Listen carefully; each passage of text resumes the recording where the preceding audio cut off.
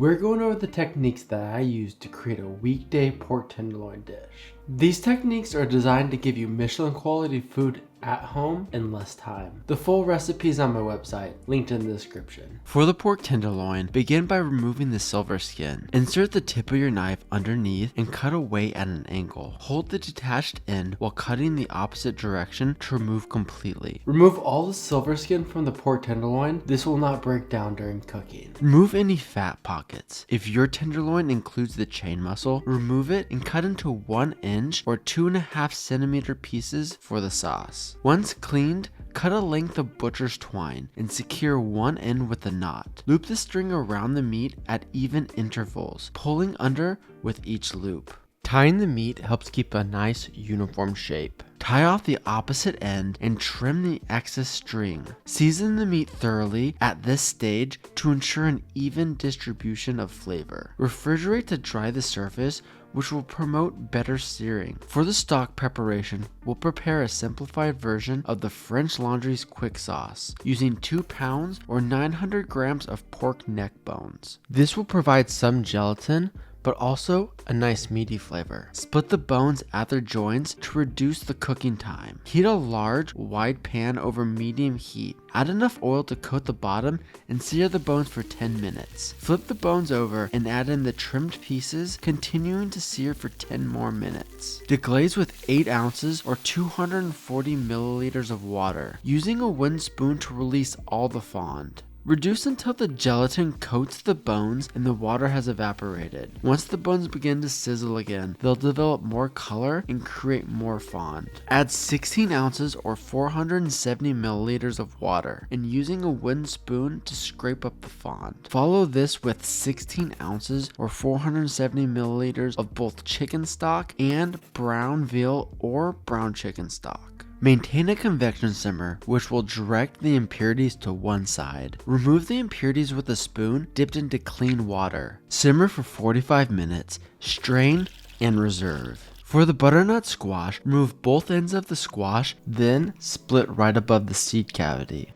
Remove the skin with careful downward cuts. Cut the neck portion into 1 inch or 2.5 centimeter rounds, using a ring mold to cut uniform circles. Place these into a vacuum sealed bag with salt, 2.5 ounces or 75 grams of clarified butter. Whole butter works as well. Thyme sprigs and 1 crushed garlic clove. Seal and cook in 185 degrees Fahrenheit or 85 degrees Celsius water bath for 30 minutes or until tender. Store in the sealed bag. For the puree, dice enough butternut squash trim to yield 1 quart or 950 grams. In a wide pan over low heat, melt half an ounce or 15 grams butter and add the diced squash with salt. Cover and sweat for 10 minutes. Add 8 ounces or 240 milliliters of water with 2 bay leaves. Cover and cook until tender. Remove the lid and reduce the remaining liquid completely. Remove the bay leaves and puree until smooth. Incorporate in 2 ounces or 60 grams of cold cubed butter gradually to achieve a smooth consistency. Season with salt and nutmeg to taste. Then pass through a fine mesh strainer and keep warm. For the sauce, lightly coat a pan with oil. Sweat 2 ounces or 60 grams thinly sliced shallots and half an ounce or 15 grams thinly sliced garlic with salt until the alliums are translucent. Add in 1 ounce or 30 grams Dijon mustard and cook for 1 minute to develop the flavor. Add in 1 ounce or 30 grams bourbon. If you're using a gas stove, be sure to turn off the heat so that you don't burn off your eyebrows. And reduce until au sec or almost dry. Add in all of the pork stock with a sprig of thyme. Maintain a convection simmer while removing any impurities. Reduce the sauce consistency. It should coat the back of a spoon. Strain into a clean pot and finish with a splash of bourbon to enhance the flavors, then mount with butter for proper texture, then keep warm. If using fresh sprouts on the stem, remove with a paring knife. Sort leaves into 3 groups: outer dark leaves, which will be discarded, larger inner leaves, and sprout heads. Trim off the stem and halve the sprouts. Heat oil in a pan over medium heat and arrange the sprouts cut side down, starting from the outer edge and working inwards. Season with salt. Once golden brown, flip over to cook the other side. Then Add chicken stock to go halfway up the sprouts and add in 1 ounce or 30 grams butter. Return the cut side down and reduce until glazed. Then transfer onto a tray and spoon the remaining glaze on top. For the leaves, heat oil to 325 degrees Fahrenheit or 162 degrees Celsius. Fry the leaves covering with a lid to contain any oil splatters. Once the bubbles subside and the leaves are golden brown, drain onto a paper towel, seasoning immediately with salt. For the a la minute cooking, heat a large pan over medium-high heat until smoking. Add enough oil to coat the bottom of the pan. Cook the pork until it has a nice sear all around, about 2 minutes per side for a total of 8 minutes. Add 2 ounces or 60 grams butter, 1 crushed garlic clove, and thyme. Baste thoroughly to enhance the flavors and color of the pork. Basting the meat not only gives it a nice color,